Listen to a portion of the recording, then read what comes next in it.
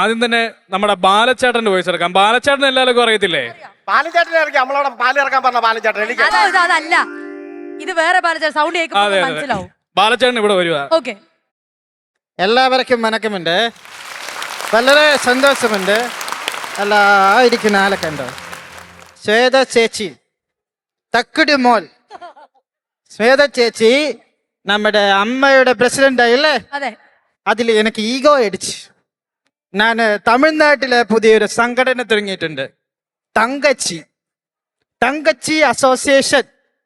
അതിൽ വരുമോ പ്രസിഡന്റൊക്കെ? പിന്നെ അവിടെ ആനി ചേച്ചി അവിടെ എന്നെ കുക്കറി ഷോ. ഇത് പായസം കുക്കറി ഷോ. Annie's Kitchen. ആ പേരാണോ ചോദിച്ചത്? അതിൽ ഒരു ഈഗോ അടിച്ച് ഞാൻ തമിഴ്നാട്ടിലെ ഒരു പരിപാടിയുണ്ട്, ബാലാസ് കിച്ചൺ. വരുമോ? പിന്നെ ഞാനൊരു പാട്ട് പാടട്ടെ. ശ്രുതി ശരിയാകുമോ?